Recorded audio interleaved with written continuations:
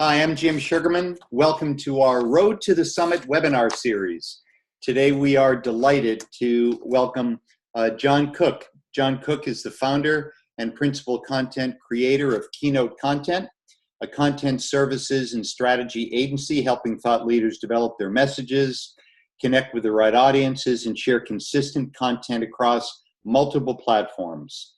John helps shape and influence the messaging of numerous influencers, including best-selling authors, coaches, internationally recognized speakers, and industry-leading consultants. Here's a fun fact. Between 2011 and 2016, John wrote over 1.1 million words, creating content for thought leaders. We're going to have to ask you about that, John. His previous background in copywriting and content marketing includes Ford, Jeep, Chevrolet, Chick-fil-A, Savile Row, and other internationally recognized enterprises. When John isn't busy investing his time with his thought leaders, he takes the opportunity to be with his wife, Kara, and their daughter. And I'll let you dive into it if you'd like. A new son. Congratulations, John. Thank you, Jim. Second-time dad. As a Colorado native, John loves breaking free for a camping trip, fishing adventure, hike through the Rockies, or slide down the slopes. Also enjoys playing several instruments, singing, reading, cycling, and cheering on his favorite sports teams. For some reason, I don't think that those are the Boston Patriots or the New England Patriots, I'm guessing, but we can still coexist. Anyway, last fun fact, John and Kara visited all 30 Major League Baseball stadiums before turning 30. So let me rephrase that, between the Rockies and my beloved Red Sox. Anyway, without further ado, John, welcome. Thank you for your time. Thank you for your support. The stage is yours. Absolutely. Thank you so much. I want to say thank you to Jim Sugarman and the 4Gen Now team. And so as we're just getting started here, we're going to dive right on in. And you already know what I look like. You already see what I look like. So I don't want you to be distracted by this ugly mug, as it were. So I'm actually going to pause my video and we'll just dive into the training. And so everybody has access to that chat box, being able to jump right on in. And so we're going to go ahead. I'm going to stop my video so you can see the slides, and we'll just go from there. Okay. Well, I want to say, okay, as we're just getting started, there are a few different housekeeping items I'd love for us to tackle here. And so right off the bat, as we're just getting started, we should be able to have great streaming quality. We chose Zoom because it's one of the most reliable I guess, streaming platforms, you could say, as it were, for these types of online trainings, these webinars. And so if you do happen to see any type of a lag on your end, go ahead and hit refresh on the page, but we should be good to go. I do recommend turning off your distractions, whether it's putting your phone on silent, hopping off social media, stop tweeting. It'll still be there when we're done. So I promise you this training will be worth your time. It will be less than 60 minutes. It'll be about the 55-minute mark for this training. And your time is precious enough as it is, so we should be finishing up sooner than most webinars or most trainings. So do prepare to take notes. I'm not going to tell you how to take notes, but I found that if I try to type into Google Docs or whatnot, then I find that I'm find myself on Amazon looking for another podcast mic or whatever it might be. But maybe that's just me. So grab some paper, grab a pen. You want to write down a few notes during our training time here. Questions. What if you have a question? Well, we have the chat section open. Everybody has access. And so if you do have, I believe in a highly interactive training. So as we go through this, I'll be asking you to type in that chat box. What are your feedback? What are your thoughts? What are your answers as a whatnot? And we'll just go from there for the next 45 minutes. And then there will be a Q&A time at the end of our training time. So if you have more kind of long form questions, hold on to those and we'll get to those at the end. And I'll stick around as long as needed to make sure we answer all the questions you might have. So I want to say thank you so much again for signing up for today's training, how to create an instant connection with your audience as a thought leader in 2018. And today is currently 10:05 a.m. Mountain Time, 12:05 Eastern Time on Thursday, July 19th. And you might think, okay, why does that matter? Why does that matter? Because you're not getting some sort of recorded training. We are actually live here with 4Gen Now, Jim Sugarman Group, and making sure that if you block out your time for this training, I want to be able to show that same respect for your time by me showing up and giving you my live attention, as it were, and not trying to record something and not give you the full training experience. So My goal here is to give you as much value as possible over the next 45 minutes. So I would love to, as we're just getting started here, you probably want to know a little bit about me. Well, my name is John Cook, and I'm the founder of Keynote Content. And as Jim was saying, here is my crew. That's my wife, Kara, and the four of us now at a Rockies game. And on the far right-hand side, that's Liberty. She's our 2.5-year-old. And you might be thinking, okay, why is she holding a new goldfish bowl with 4 goldfish? Well, it's because the guy on her left, actually her right, our left, he showed up about 3.5 weeks ago, and that's our newborn son, Mason. And so life is not a whole lot of sleep right now, and more diapers and changing and bottles and whatnot, but I wouldn't change it at all. And so what does it mean for us for today? It goes, I wrote over 1.4 million words from 2011 to 2017, helping thought leaders like you connect with your audiences. So I'm the founder of Keynote Content, and we work specifically with speakers and coaches, consultants, people that I believe fit inside that umbrella of thought leaders. And so we help these thought leaders develop their core message, connect with the right audience, and then consistently share powerful content across all their platforms. And so this work for this 1.4 million words, you might think, okay, that's a lot of words. How did I even come to that? I mean, what's the breakdown of that? So I'm just going to show you real quick. Here's the breakdown from 2011 to 2017. And that's kind of on the conservative side. It's probably more 1.6 million, but let's just say it was, I've done a lot of writing. But you're not here to hear me talk about myself. Why are we here? What's kind of our big goal for this training time today? I'm going to make this our goal. I want to teach you how to leverage brain chemistry to create an instant connection with your audience as a thought leader without using manipulation, without using sales sleaze. But this means that we need to make a promise, kind of like a pinky promise. We need a pinky promise that you can't use what I'm about to teach you for evil. You can only use it to help people. And we're going to be talking a lot of different powerful concepts like neuromarketing and brain science-based persuasion, and how our brains are wired to respond and even be affected and activated by certain messages and stories. And just like anything powerful, I like to think that anything powerful can be used for good or it can be used for evil. And I'm not interested in using anything powerful for evil, but only using it for good. And so our pinky promise for today is saying we're going to use this powerful information to help people. And so if we can pinky promise that, I think we'll be good to go. So let's figure out, where are you at on this part? Does this sound like you? Maybe number one, I have it up there on the screen. There are 3 different parts where you might find yourself. Maybe the first part is you say, well, I have a message to share with the world, but I haven't quite figured out, how do I break through the noise in my industry? And you might say, well, maybe that's not you, but maybe number 2 is. You might say, well, I know what I want to say, but I'm struggling to connect with the right audience. Who are those people that I really want to serve? And you might think, okay, well, maybe it's number 3. Maybe it's your sales copy, your website, your online course. Maybe you're running Facebook ads and they're just not converting. In fact, you might even be losing money trying to make sales. And so think about, and we'll take some time here to type in which of those 3 jump out to you where you say, no, I really identify with number 1, or maybe number 2 is the part where you're struggling.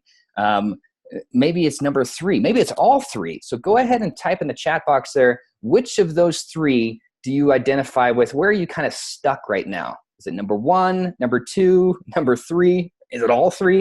I'm going to grab a drink of water while you're typing.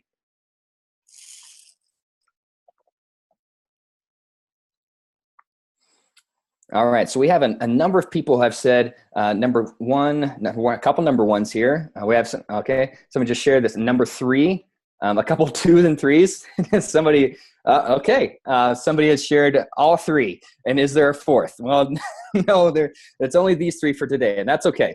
But the good news is that you're not alone.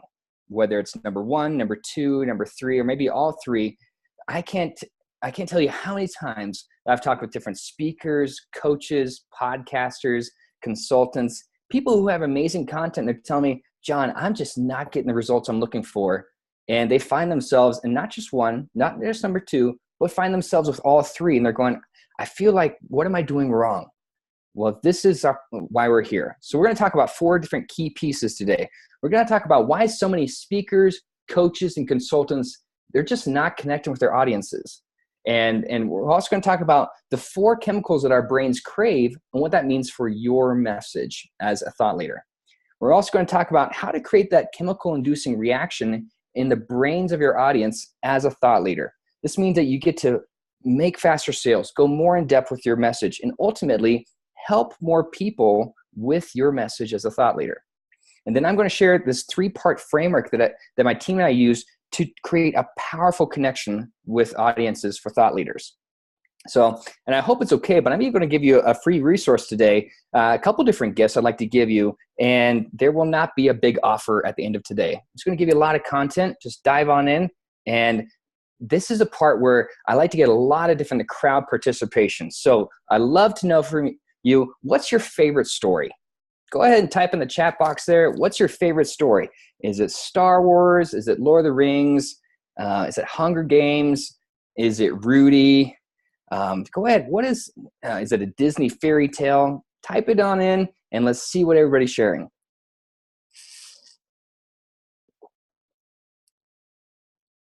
All right, so a number of people, Sound of Music, okay? And yeah, Lord of the Rings, The Hobbit, okay? Well, I think that The Hobbit, Lord of the Rings, probably in the same different story, and so that's okay, that's okay. Yeah, a few Disney fans, well, a lot of Disney fans. Okay, Harry Potter, yep. I think Harry Potter fits inside the Disney circuit now, I believe, right? Okay, so as soon as I asked you to think about your favorite story, whether it was, Hunger Games or whether it was, the Sound of Music popping up, as soon as I asked you to think about that, probably a whole bunch of stories came to mind, right? So have you ever heard of the name Andrew Stanton? I wasn't very familiar with his name until I saw what he wrote. He wrote the movie scripts for Toy Story and Finding Nemo. And I love what Andrew Stanton says about storytelling. He says, storytelling is ideally confirming some truth that deepens our understandings of who we are as human beings. Now, I've always had this fascination with stories. I remember as a kid that my dad would tell amazing stories. I can vividly remember sitting at the dinner table, just being mesmerized by Dad's storytelling from his workday. And the weird part is Dad didn't have that interesting of a job. Now, he was a deli manager for 18 years, and then he sold insurance for 12 years. Those aren't exactly like the most captivating, sexiest industries, right? Like when I think of, wow, the best stories come from being a deli manager. No, they don't. And yet, Dad could take a normal interaction with someone and he could pull out an amazing story from their past. And so I grew up hearing kind of these random, wow, unexpected stories about people who probably didn't think they were that interesting. And I started to ask a question. What makes a good story great? I think about, is there like a secret recipe? Is there, what are the ingredients kind of like the key ingredients for creating a great story? And it got me to thinking that people say, well, storytelling is an art. And so it's a craft. You have to be an artisan. You have to be able to work and hone this craft. And I believe that storytelling is an art. And in fact, I've come across different people who are master storytellers. They have worked on this for decades. I know people who are Hollywood script writers, people who are children's novel writers and are unbelievable storytellers. And I do believe storytelling is an art. But what if you're sitting there and you're thinking, yeah, but I'm not that artistic, John. Well, does that mean that I can't be a great storyteller? Especially if I'm a speaker, does that mean that if I'm more of a technical industry or technical background, does that mean that I just can't tell great stories because I'm not artistic? Well, storytelling is an art, yes. But I also believe that storytelling is a science. And what do we know about science? Science can be hacked. Each of us, we have a story to tell about our businesses because our businesses have a purpose. Whether you're a speaker, a coach, an author, a podcaster, YouTuber, consultant, whatever it is, business leader, you need to be on a mission to fulfill one desire for your audience. That's the whole point of marketing, right?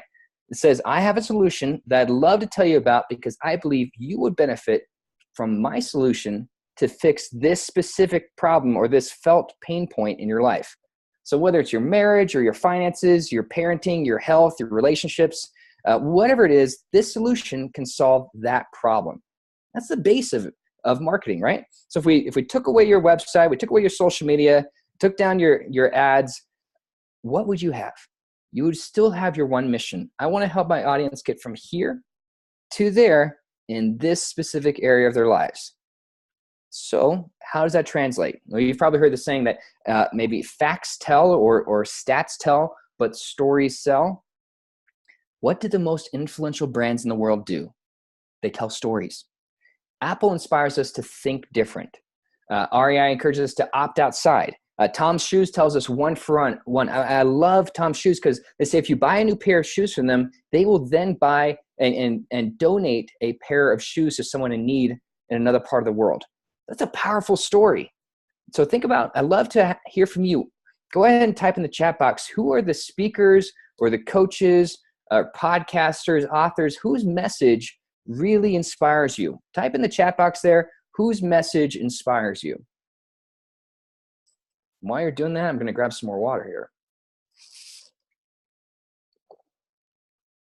All right, so a number of people have said, like Tony Robbins, Oprah, Brendan Burchard, okay, Andy Andrews. Okay, so a number of different people. Immediately, those names come to mind. Brene Brown, a couple of Brene Browns. Okay. All right, so stories are powerful connectors. And we know this. This is not a brand new discovery for us. But why do our brains respond to a story one way and give a completely different response to the very next story told by the exact same speaker in the exact same talk at the exact same event? How can we have two extremely different responses, be absolutely inspired and fired up and can conquer the world, and then 2 minutes later at the end of the second story be wanting to hug and cry and call our mom and tell her we love her? It's the same story, same presentation. It's the same speaker, same event, same presentation, but two different stories, two very different responses. It's because our brains crave a certain type of story.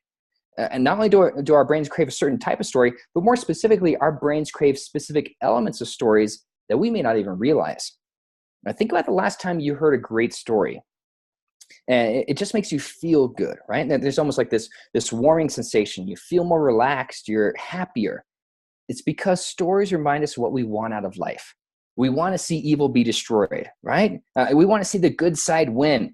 If you're an entrepreneur, you understand the struggle and disappointment and those moments where you say, I've put a lot of midnight oil and late nights and early mornings trying to make this business go, and I'm hoping that all this hard work pays off. You identify with those movies where there's struggle, that you can see yourself in that story.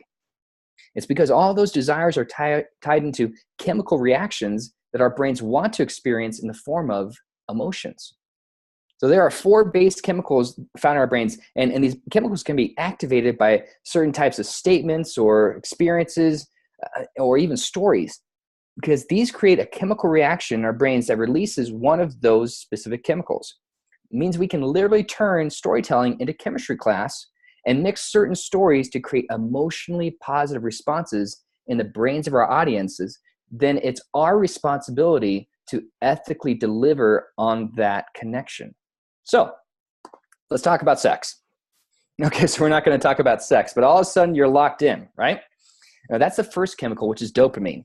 And the dopamine focuses on the most important raging interests that we have in our lives that will catch our attention from across any room, like somebody talking about intimacy.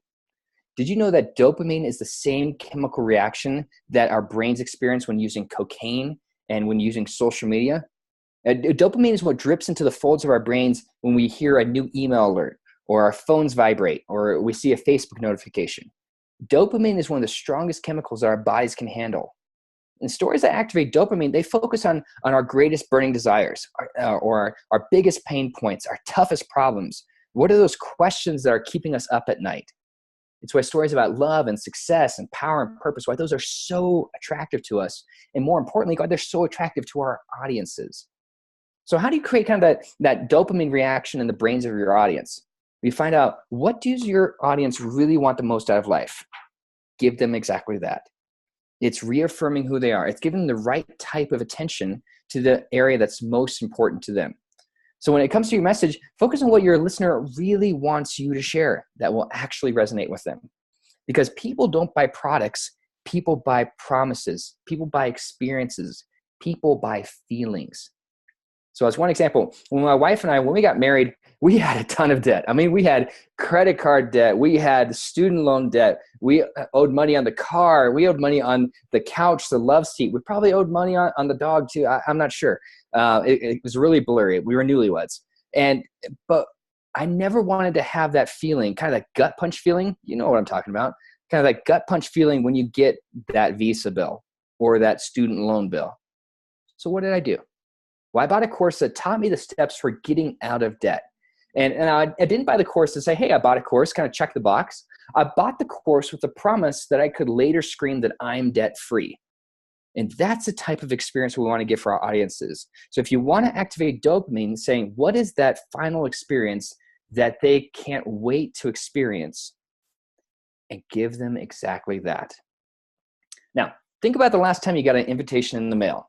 What was that invitation for? Go ahead and type it in the chat box there. Was it for a wedding? Was it for a birthday, graduation? Was it bar mitzvah, retirement? When we just finished, we're kind of in the middle of wedding season here in Colorado and across the US. So definitely a peak in the wedding season. Okay, so a couple people have gotten the wedding invitations. Wedding, baby shower. Okay, awesome. Graduation, another wedding. Wow, a couple more weddings. Okay, so somebody explained to me the other day, actually a while back, where they said, because I asked them, why do we have kind of, with wedding invitations specifically, why do you have the envelope with the tissue paper and the ribbon, and what's all that for? And then it struck me that the quality of the invitation matches the quality of the event as well as the quality of the relationship that you have with the person sending you that invitation leading up to that event. So when you recognize that somebody's sending you a high quality invitation because they have a high quality view of your relationship with them, that small surge of energy is called oxytocin. Now, oxytocin is called the love chemical because it's closely tied to relationships and being part of something bigger than ourselves. Now, oxytocin is what bonds us together to do something extraordinary. It's what inspires protests and manifestos and even declarations of independence. Now, oxytocin is one of the many chemicals that's released during and after childbirth through a mother's milk that it starts creating kind of that instant connection with the baby. And for my wife and I, we had our newborn baby about 3.5 weeks ago. And it's amazing to me how quickly our son Mason bonded with my wife because of that connection through oxytocin. And they say there's nothing stronger than a mother's love. And chemically speaking, because of oxytocin, that's absolutely true. Now, oxytocin, it's activated when we feel friendship or love or trust. I think we all want our audiences to love and trust us more, and we want to be lovable, and we want to be trustworthy. So how do we activate more oxytocin in our audience's brains? By focusing on what we can do together. And this is why I encourage clients to use bonding terms when writing and creating their content to share with their audiences. So I want to give you just one example. It says, Julie partners with corporations to inspire female leaders, attorneys, and CPAs for greater organizational impact. Now, does Julie do all the coaching? Does she do all the insight directly to the team members? Absolutely. She has a proven proprietary process. She's been doing this about 14, 15 years now. Does she need anyone else? Does she need like an associate or an HR manager from the corporation who hires her? Does she need them to help her deliver the coaching? No, of course she doesn't. But by using partners in the copy here, Julie is appealing to the oxytocin sense of working together to achieve this common goal. Because so many different consultants and coaches will say, well, here's the information and here's what you need to do. Do 1, 2, 3, bye, see you later. And they don't answer their phone. They don't respond to emails or follow-up questions. Julie wants to communicate that her process is very much, I'm going to walk with you through this coaching. I'm going to guide you and your team. I'm going to be here with you throughout the way. You don't have to go through this alone. We're going to do this together so that you know you can ask questions. You can share when you're frustrated and when you're stuck. And Julie does exactly that. So she creates a connection, but then she ethically delivers on that by actually guiding them through the process, saying that it truly is a partnership. So we covered dopamine, we covered oxytocin, and before we really jump on to the next one, here are a couple words that really appeal to that oxytocin sense of building that partnership. Words like relationship and safety. One that jumps out is circle, like circle of trust or circle of friends. maybe even like trusted circle of advisors. So all these words can activate that oxytocin sense of bonding together with your audience. So after dopamine and oxytocin, I want to talk to you about sunshine. I love sunshine and serotonin. Sunshine is one of the many reasons why my wife and I moved back to Colorado in 2014. We have over 300 days of sunshine, and I'm kind of looking at the clouds right now. We have some clouds, but there's still plenty of what we call abundant sunshine. But do you kind of get into kind of this funk when there's no sunshine? It's kind of that cloudy, dreary, just kind of a blah type of day. And that happens to me whenever it's overcast. Now, serotonin is activated and even enhanced by sunshine. So if the sun's out, like it is today here in Denver, it is a beautiful, and my serotonin levels, they're up. I'm happy, I'm excited, I'm great, happy to be here on this training with you. But if the clouds are out and it's overcast, the serotonin levels start to drop. A serotonin deficit is one of the leading contributors to depression. And if I'm being really honest here, I feel depressed when there's not a lot of sunshine. Serotonin, that's the brain chemical of happiness. We all want to be truly happy, right? Like even the most miserable people in the world want life to be just a little bit better. But serotonin is the main chemical that's released after giving somebody a great hug, or after a huge team win, or even after receiving your paycheck. It's because there's a sense of fulfillment, there's a desire that's been met. Serotonin, it also gives permission to imagine the way things could be, not just the way they are today. Think about Dr. Martin Luther King's iconic speech, "I Have a Dream." Amazing speech, probably top 5 speeches in the history of the world. If you haven't listened to the "I Have a Dream" speech, do yourself a favor, listen to that speech. Amazing speech. Now, it's likely that Dr. King's brain was overflowing with serotonin when he was writing and sharing this iconic speech. We can create better stories when we focus on what could be. Just what are those dreams that we all want to come true? It's why fairy tales and Make-A-Wish stories and shows like The Biggest Loser are so inspiring to us. It's because the world is craving more happily ever afters.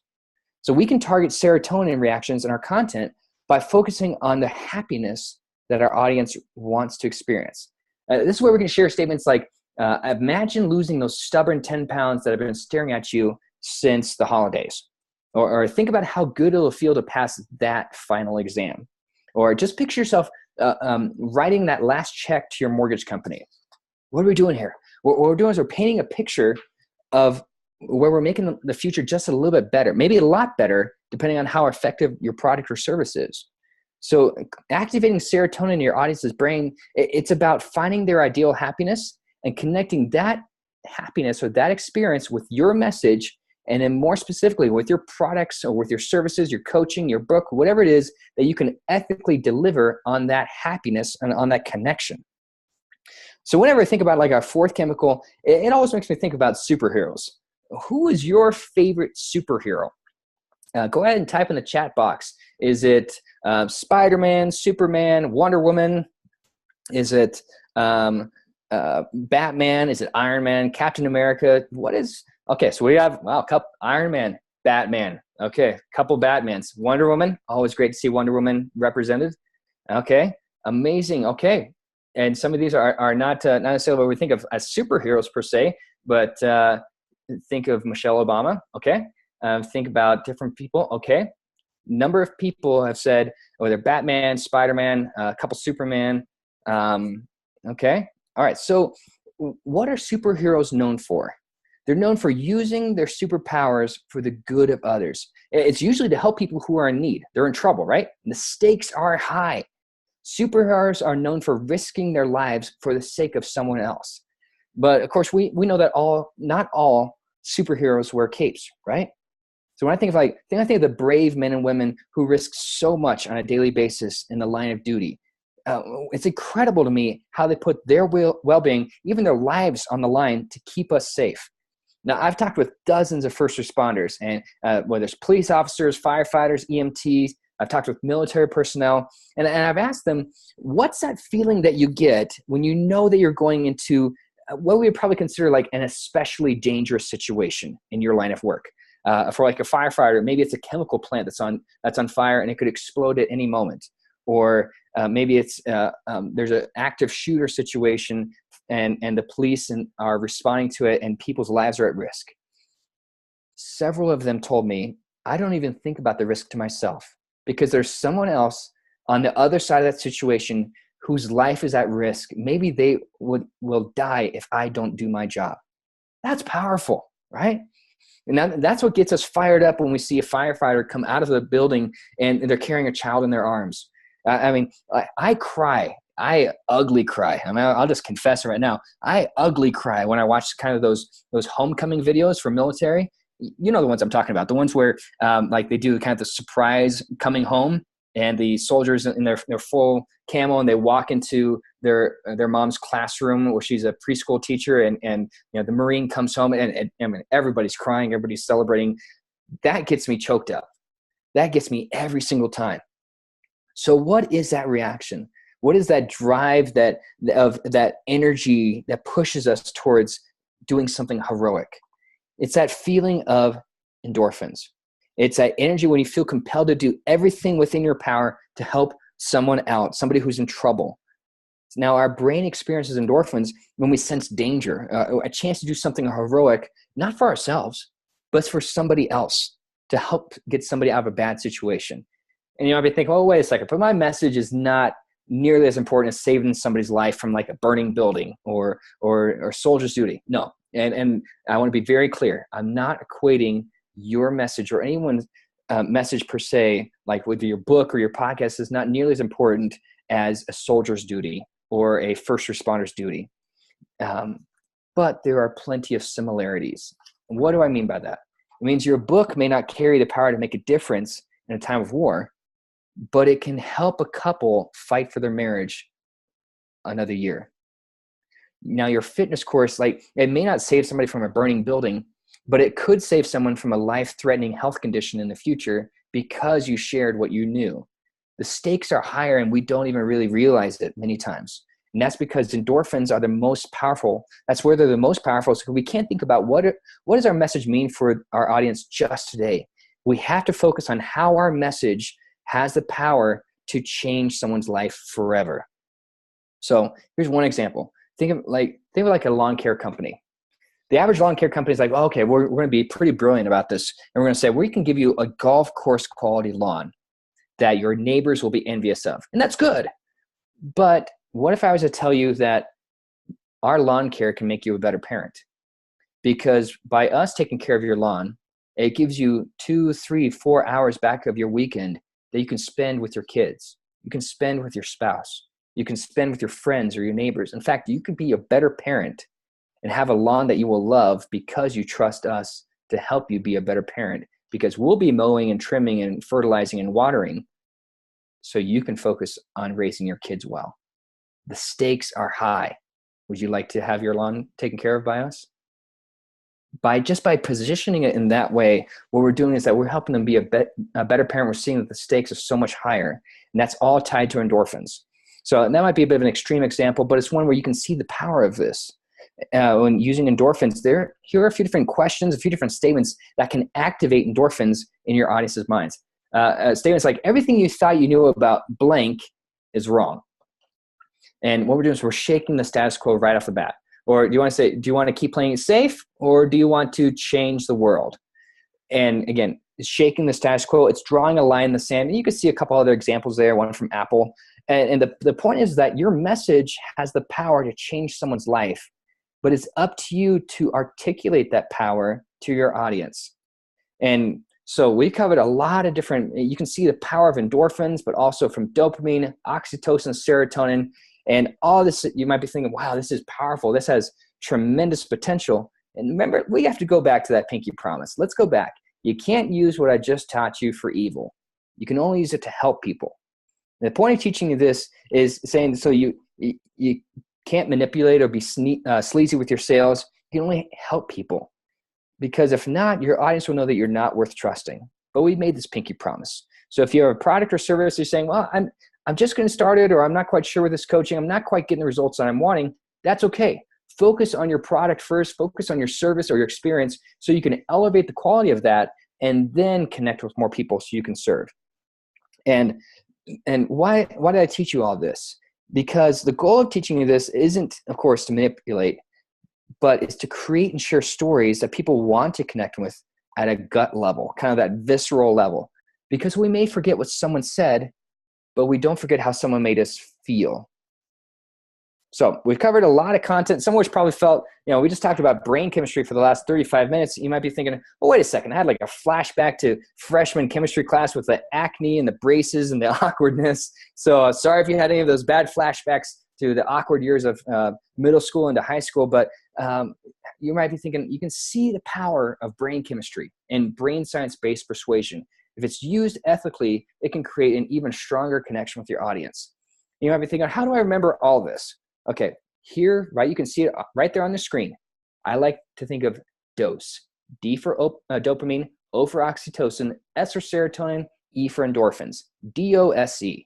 So when I think about creating different copy and content for our clients, I think about what's the right dose that I can add into this content to truly connect with the audience and then deliver on that connection through this product or through this service. Now, all of these chemicals, these can be mixed and matched together in your sales copy, in your email campaigns, your social media, any number of content. I like to use only one or two per piece of content. So I don't like to use all four together at the same time. I like to think, okay, what's my primary? What's my secondary? So what's my 1-2 punch of chemicals for this piece of content or for this email or this sales copy or whatever it might be? So I'm going to show you a couple different examples just using sales copy. I'll walk you through what's my thought process behind this and how we use these chemicals through sales copy. So here's the first example. First one is, this is for a medical weight loss clinic that's based here in Denver, and it's for adults who are carrying about 25 plus pounds over what seems to be a healthy weight for their body type. And so what's keeping these clients up at night? Well, some of them are in pain. They're in so much pain because their back hurts, their hips, their knees, feet, ankles. Everything hurts because they're carrying too much weight. And so they're awake at night because of the pain. Some of them are also awake at night because they're thinking, will I be able to walk my daughter down the aisle for her wedding? Will I be able to be around for my grandkids to see them grow up? And these are real life concerns and questions that clients were asking as we were interviewing them to create this copy. So we're thinking what's keeping them up at night is pain, but also saying they want to have a more active lifestyle. They want to have a healthier, longer life. And so that's the dopamine emphasis that we put on this, is thinking, how do we help them truly connect on a what's keeping them up at night level. But also there's some serotonin that's tied in with this, saying, imagine being able to enjoy a more active lifestyle in 6 months. In a matter of months, being able to take a hike, enjoy the beautiful, beautiful scenery around Colorado or wherever you might be, and not worry about stopping every 5 to 10 minutes to take a breather or to rest or sit down because your feet are hurting again. What we're doing is we're painting a picture of what life could be like in just a few short months, being able to get to a healthier weight for the lifestyle that they want to experience. So that's just the first example. Strong emphasis on dopamine. Secondary emphasis is on serotonin. Here's another one. It's for a live event that helps speakers craft their stories, win stages, and scale their business to live the lives they want as featured speakers. And what's keeping these speakers up at night? See the upper right-hand side there, the first bullet point on the right-hand side says they don't know how to capture the attention of the meeting planner, of those gatekeepers for events. How do I connect with the people that want to book me to speak at their events? So that's keeping them up at night. But also what's keeping them up at night is that some of them have been speaking for 8, 10, 15 years. They're going from airport to event to bad hotel food to not being able to see their kids grow up. And what they're doing is that they're seeing that this is a powerful opportunity for them to get off that treadmill and be able to create the life that they want. So there's strong emphasis on dopamine, but also there's some serotonin in here, because we talk about this at the bottom. It says, this is your golden ticket. Imagine having a golden ticket to create the life that you want as a featured speaker. So again, dopamine, serotonin, those are the two emphases for this. Let's go on to example 3. It says, do you want to increase your wealth by $50,000 or more in the next 24 months? Right off the bat, wealth, we're talking about money, talking about wealth, but also talking about peace of mind, freedom, security. All of those 4 concepts are tied in with dopamine. So you can see a bit of a pattern here that dopamine tends to be the primary, but it's emphasized so much stronger when we add in the secondary. So if you can see, there's a secondary emphasis on this is actually oxytocin. You see at the bottom of the page there, it says, no matter your business or background, as successful women, we want to see our work translate to living the life we want. And so you can't see it here on the slide, but further down on the sales page, it talks about it. It's a community of women with wealth who want to connect with other women with wealth so that they can ask questions, so that they know they're going to be in a judgment-free community, so that no question is a dumb question. They can be able to share their financial failures and what they've learned, and also be able to celebrate their successes together, and maybe have a glass or two of rosé at the same time. So what we're doing is we're thinking about women with wealth want to know that they're not alone.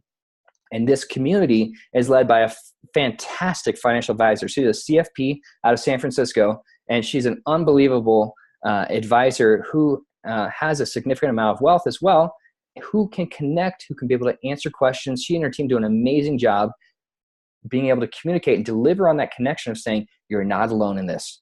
You're not, no question is a dumb question. You can be able to ask and be able to connect and share and know that this is a safe place. We're doing this together. So strong emphasis on dopamine, but also almost as equally an emphasis on oxytocin. What can we do together? You're not alone in this. Let me guide you through the process. So fourth example, this is most speakers say, well, I just wanted a standing ovation. The truth is that's wrong. The only way you want to be judged is by action, sales, commitments, contracts. You can't put applause in the bank. So right off the bat, we can see this is a kind of a punch in the mouth, endorphins. Everybody else is saying this, but I'm saying that a standing ovation does not mean that you are an effective speaker. You might get people to stand to their feet and applause, but do you actually create change? Because whether you're in the health and wellness space, wanting to talk to people about changing their diet, changing their lifestyle habits so they can live longer, or whether you're in the financial space saying you have to get your financial house in order so you can enjoy your financial goals in the retirement years. The stakes are high in both different situations. And so if you're just getting people who are applauding, but they're not actually changing their lives, they're not actually getting the coaching they need or their lifestyle changes, then it's not working. And so for this, we wanted to position this as a strong emphasis on endorphins, and there's a little bit of secondary emphasis on dopamine, but you can see how the patterns through all of this is saying, what do we really want the audience to connect with? And how do we deliver on that connection in an ethical way? So some companies, they put out their copy, they put out their content, and they want you to think about what they're saying.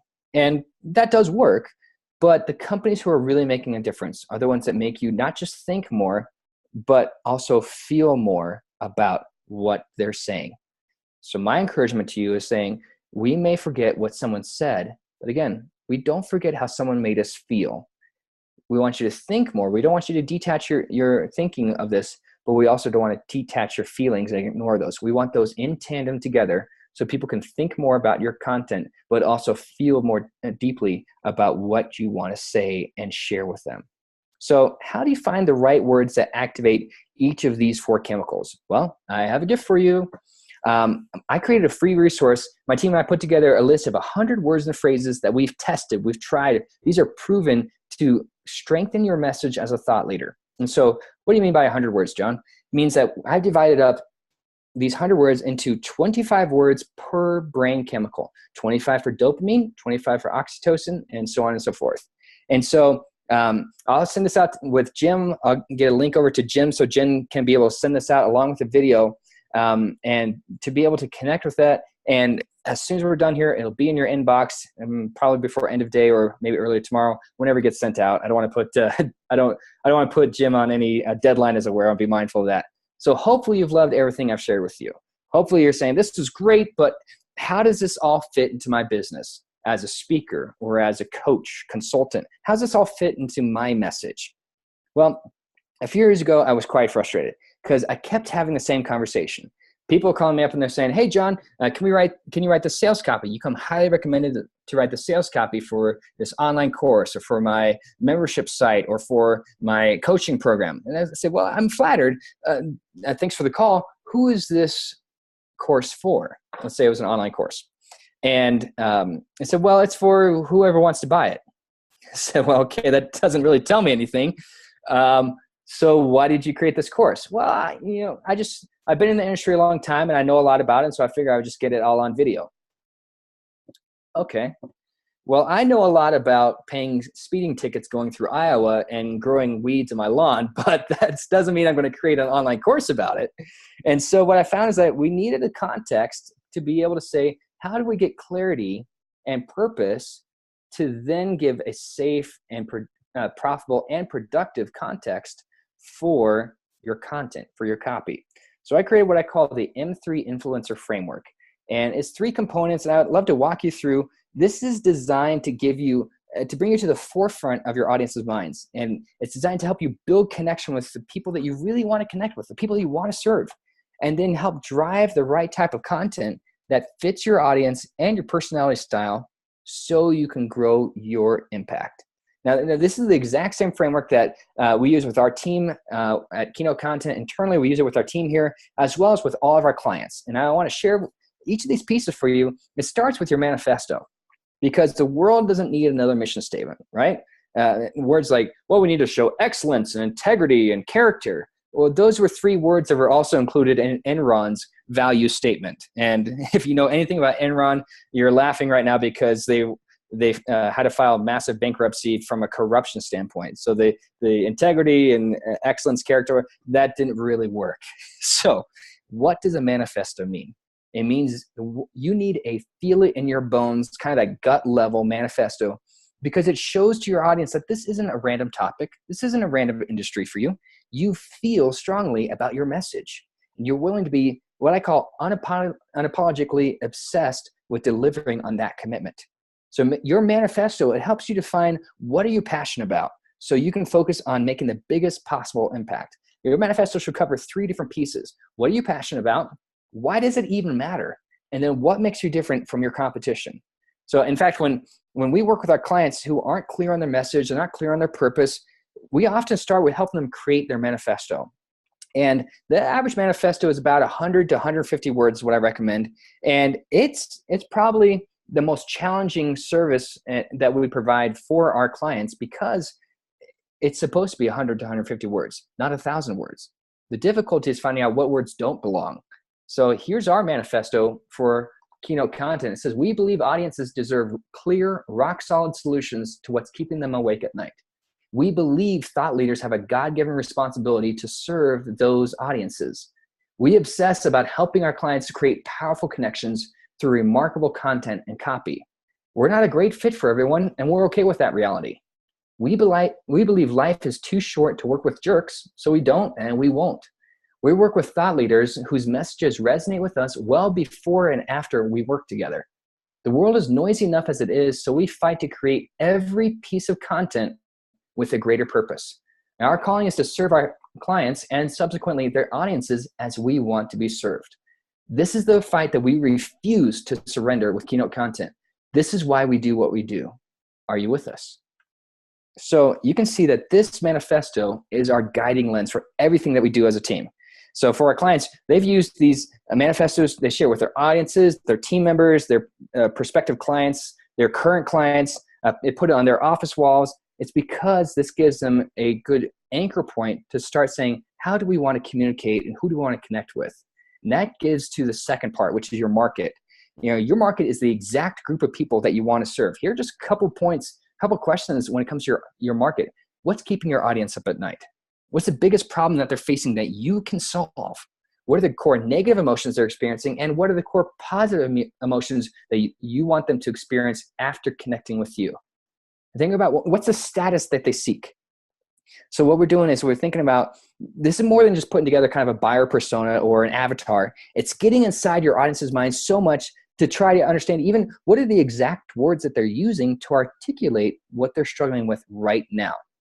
So my team and I, we create a resource called the Influencer Manifesto to Market Matrix. And it's a six-page template, and we dive into all the elements of understanding your market, from market research to audience profile development to, and then we start connecting the dots between these two so that you can understand, what am I passionate about and how does that really connect with what these people are needing in their lives that I can help them and serve them this way. So manifesto, market, and it comes to our third part, which is message. Once you know that where you're going to articulate, that's your manifesto. And once you know who you want to serve, that's your market, then your message. And so I had a call a couple years ago from a client, and she said, I'm just so frustrated. I'm so frustrated with my blog. I said, well, tell me about your blog. She said, well, I spend 60 to 90 minutes 3 times a week creating my blog content. I said, well, okay, are you a writer who speaks, or are you a speaker who writes? And she said, if it was up to me, I would never blog again. And I would probably grab a microphone or a video and just talk, because I could talk for a couple hours, and my audiences love it when I share even just a quick video. I said, okay, well, stop blogging and start creating these short videos.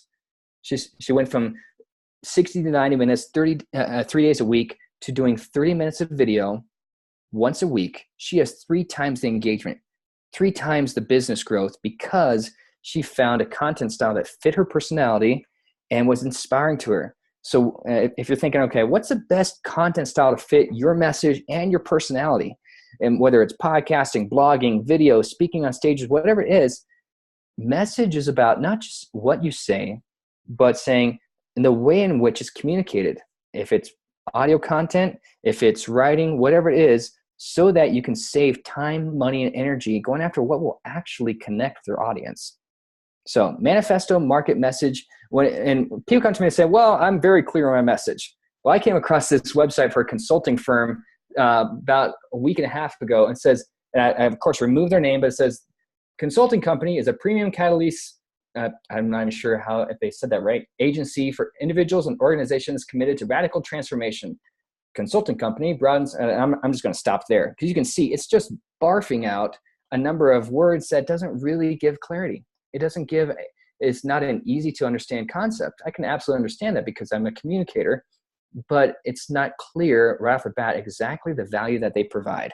So for your message, I like thinking about, how does your audience want you to show up? What's your content style? What type of content's the best fit?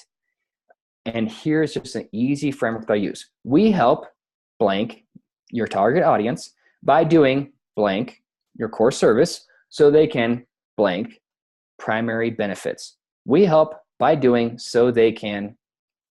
Very easy. Very, very easy to follow that through. So that's our framework. It's what we use to create amazing results for different clients.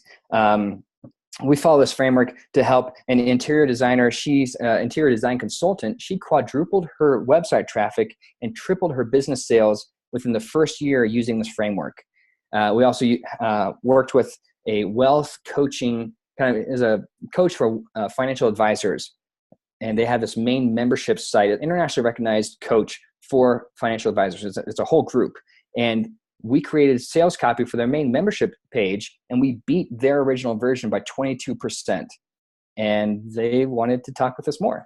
So I can share story after story about that, but it's not about me. Let's talk about where you're at. Where are you stuck?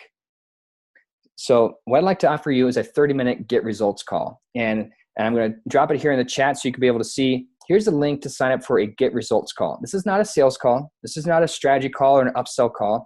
This is let's find out where you're stuck in your business, whether it's manifesto, market, message, whatever it is, and say, let's connect for a 30-minute call. We'll talk through each of those areas and find out what's keeping you up at night. Where are you stuck? Where are you losing money? Where are you not getting sales?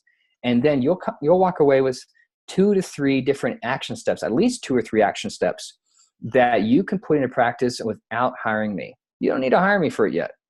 I can show, hey, if you do these 2, 3 things, whatnot, you will get the results, and you can do this on your effort. And I'll even walk you through how to do all of those steps. And so you'll actually get results. That's why it's called a get results call. So as we go through all of this, and we have all the from a get results standpoint over the next couple weeks, and even I know we're recording this, so let's say it gets to, it's July right now, but let's say it gets to September, October, December, next year, this link will still work. Go ahead and let's connect for a 30-minute call. Let's find out where you stuck. Is it manifesto? Is it market? Is it message? Is it a combination? Is it all 3? That's fine. Let's get some action steps that you can put into practice yourself so you could start getting the results that you need. So we covered a bunch of content. I'm going to turn my video camera back on here. And so Jim, I think Jim is still here, and we'll go ahead and see where we're at. If somebody has questions, I'll stick around for as many questions as you might have, and we'll just go from there. Outstanding, John. Fantastic. So tell me I have a question that was emailed to me from Tom from Colorado Springs. In terms of creating online content, what's the biggest mistake that you see entrepreneurs, startup entrepreneurs committing? One of the biggest mistakes I see is that people think, oh, I have to hold some value back. I'm not going to give you my whole process, or I'm not going to give you all of my best content. You have to pay me for my best content. Well, it says, are you really serving your audience if you're holding anything back? So one of the way in which I tell people is saying, okay, if you feel like you should be selling this content as opposed to giving it away, that's the right value to give away. To where people say, I'm getting this for free. I expect to pay. I've paid for an online course that covered less content than this. So I like to say when people come to my clients saying they're almost surprised how much value they're getting out of their content without having to pay a dime. Excellent. John, Lisa from Denver is asking, talk a little bit more about the manifesto. You mentioned that what ignites your passion? Why does it matter? Is it that easy, she asks, to create that? It sounds simple, but she doesn't think it is. It's a great question. And it's one where it can be as simple or as difficult or simple or as challenging as you want it to be, because I like to look at it as you can have 100 to 150 words, and depending on how long you've been in business, you probably have a lot of those words in place. But it's thinking about what are those, the reason it's 100 to 150 words is saying, I want to boil in as much value as possible for this manifesto. I like to think about what are some of the words that people even say, or that even some of my team members have said. I love the fact that we can help thought leaders deliver on their responsibility. Well, wait a second, say that again. And then being able to share, well, I feel like it's a responsibility that they have to serve their audiences, because if I'm on stage, it means that people are trusting me with their time and with their energy to be in those seats, or to be on this webinar, or to be on that podcast, whatever it is. And so it's my responsibility to deliver on that. Okay, tell me more about that. And so it's one where you could have a manifesto written in probably 30 minutes. But then I would say take and let that sit overnight. Come back to it tomorrow morning or this weekend or early next week, and think about, does this really capture what I'm wanting to say? Like I said, it's one of the more challenging services that we offer, because just from an intensive standpoint, it's a fairly quick process, but it depends on how much work do you want to put into it. Awesome. It's a great question, though. John, now last question that I have anyways from me. Sure. And thank you for your time today and Absolutely. presenting at our upcoming ForgeN Now Summit. Shameless promotion, I know. But from an intergenerational team startup perspective, what advice would you give to our members, our community of members that are looking to find their intergenerational co-founder, or if they have an existing business and they're a solopreneur, that they are looking to find a partner from a different generation? How can we, what tips from a manifesto market messaging perspective would you give? Well, when I specifically think, and for me, I'm in the millennial age range, just kind of tipping my hand a little bit here. And what connects with me is the manifesto, saying I want to know that this work is more than just creating these widgets or providing this service or whatnot, but that there is a greater purpose, that we're saying we're looking beyond our 9 to 5 to see what's affecting the 5 to the next 9. And so from a value standpoint, people come and say, well, we have our mission statement, we have our values. Well, that tends to be more connected with like a baby boomer or a Gen X, but with the millennial and Gen Z is saying, how do we really connect with a greater purpose than my work? I want to know that we're doing something meaningful beyond this. And that's why for an initiative that I'm working on with my team is saying, donating a portion of all of our revenue that comes in every year, for every dollar that comes in, we're doing 10% out towards a charity of choice, or clean water with charity water or whatever it might be, so that all of our work is automatically, every single dollar has a dynamic impact to make somebody else's lives better beyond just the client and agency relationship. Fantastic. John, that's it. I think we did it in just about 60 minutes. Amazing content, actionable content, Thank you. great offers with the link, with the 30-minute get results call, plus that which you'll be sending over to me that I can get out not just to the members on this call, but to our entire membership, if that's okay. Absolutely. Yes, I want to keep that as a standing, and I have a little bit of time blocked out each week to say, connecting with people, where are you stuck, and being able to get them the results that they need. Awesome. John, thank you very, very much. We'll let you maybe get caught up with your existing customers, maybe with your wife and newborn, and maybe a little bit of well-needed shut-eye. Well, I appreciate it. Thank you so much, Jim. Thank you for everybody who's been on the call. And I look forward to seeing you in October at the 4Gen Now Summit. If you haven't gotten your ticket, do yourself a favor, book in, get that ticket, and I'll see you there. Awesome. Thank you, John. Absolutely. Thank you.